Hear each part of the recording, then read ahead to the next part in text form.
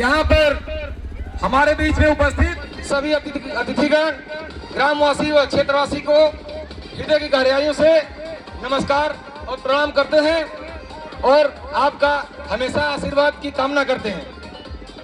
आप सभी से 10 से 15 मिनट का समय लेंगे। उसके बाद जो कार्यक्रम झांकी का चल रहा है यथोचित वैसे ही चलते रहेगा।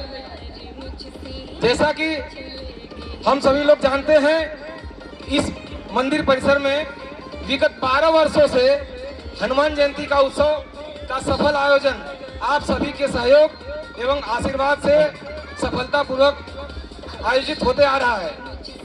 इस वर्ष हनुमान जयंती का उत्सव का इस स्थान का 13वां वर्ष है। आप सभी के समुचित सहयोग और उपस्थिति के लिए मंदिर समिति और आप सभी कार्यकर्ताओं का आप सभी का आभार और अभिनंदन करते हैं। जैसा कि आप सभी जानते हैं कि हमारे क्षेत्र में हमारे बीच में कुछ संस्थाएं काम कर रही हैं, जिनका बहुत ही अच्छा रिस्पांस हमारे क्षेत्र में है, बहुत ही अच्छा, जो कि सभी का सहयोग कर रही हैं। सभी लोग जो है कि उसके लिए अपने अपने स्तर पर उसका सहयोग कर रहे हैं और संस्था भी सबका सहयोग कर रही है, जिसमें यहाँ पर उपस्थित सभी लोग उसमें ज़्यादा से ज़्यादा लोग जुड़े भी हैं और जुड़े भी होंगे और अच्छी तरह से समझ भी रहे होंगे। हम बताना चाहते हैं कि वर्तमान में जो चारों संस्थाएं काम करी हमारे चंदौद क्षेत्र में, उन सभी से पहले से हमारी संस्था 2014 से यहाँ पर कार्यरत है और सभी के सहयोग से कार्यरत है, करते आ रही है और भविष्य में करते ही रहेगी। ऐसा जो है हम आप सभी से जो अपेक्षा करते हैं कि आप सभी हमेशा ऐसे ही सहयोग बनाए रखेंगे। उन सभी संस्थाओं से पहले हमने काम करना शुरू किया था। कुछ आंतरिक कारणों की वजह से इसे सार्वजनिक रूप से हम लोग घोषित नहीं कर पाए थे, जिसकी घोषणा आज हम लोग करने वाले हैं।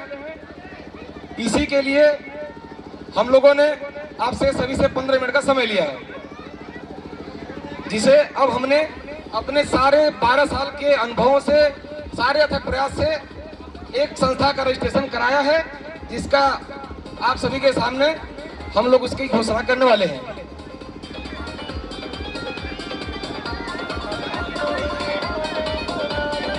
बहुत बहुत धन्यवाद आप सब लोगों का कि आप लोग इस बहुत ही अच्छे प्रोग्राम में आए और बाबा का प्रसाद ग्रहण किए और अपने झांकी का आनंद लिए।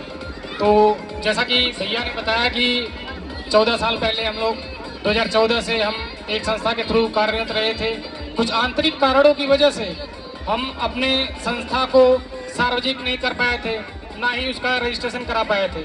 अपने अथक प्रयासों की देन है कि हम आज एक रजिस्टर्ड संस्था के रूप में यहाँ पर आप लोगों के सामने प्रेजेंटेशन दे रहे हैं, जिसका नाम है विघ्नहर्ता सोशल फाउंडेशन ट्रस्ट। ये जो फाउंडेशन है, इसका मेन उद्देश्य है, यह संस्था जो है यह सामाजिक कार्य के लिए है, समाज हित और जन कल्याण के लिए सदैव सबके लिए समर्पित रहेगा।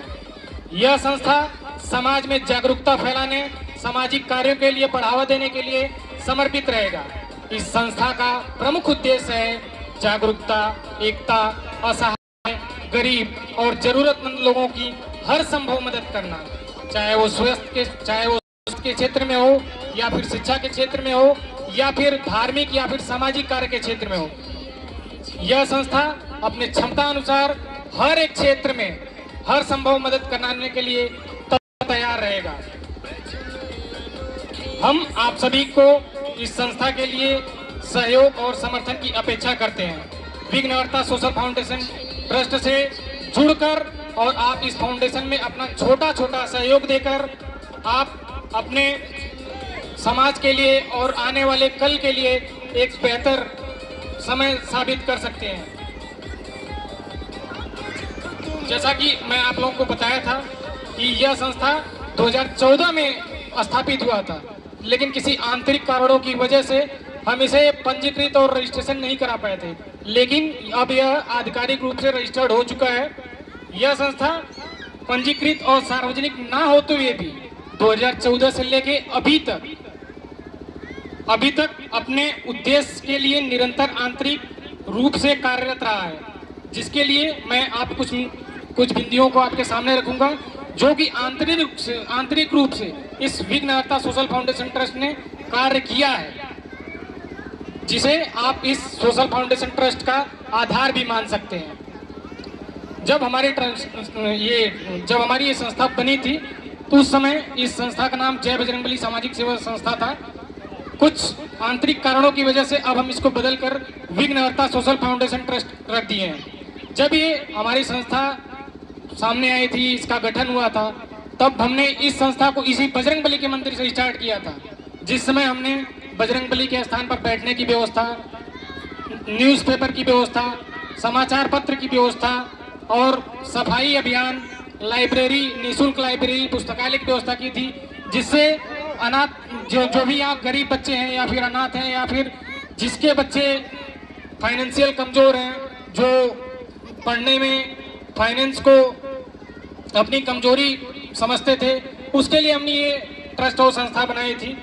उसके बाद हमने इसी क्रम में यहाँ पर जो भी हमारे यहाँ अपने गांव के वोटर लिस्ट में नाम ऐड कराना होता था या फिर वोटर आईडी बनाना होता था, उसमें हम उनका सहयोग करते थे। कोई भी सरकारी कार्य हो जो सरकार से आम आदमी तक नहीं पहुंच पाती थी, उसको हम आम आदमी तक पहुंचाने के लिए हम उसमें पूरी मदद करते थे अपने समय के अनुसार।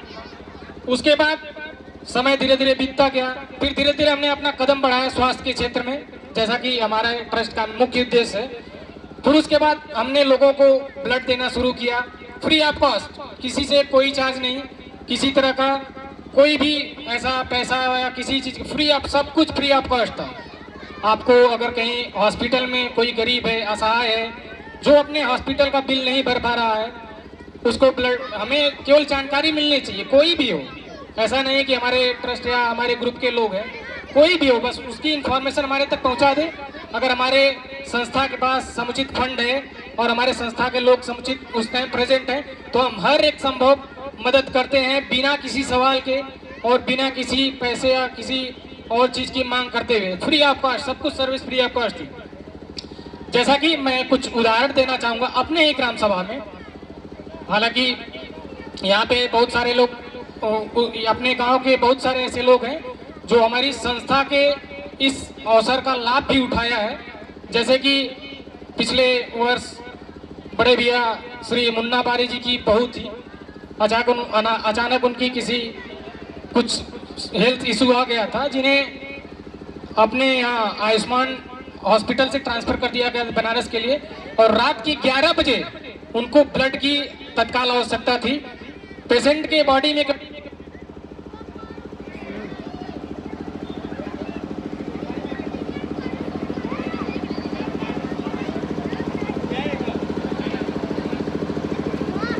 हेलो, माफ़ी चाहूँगा बैटरी डिस्चार्ज हो गया इसके लिए।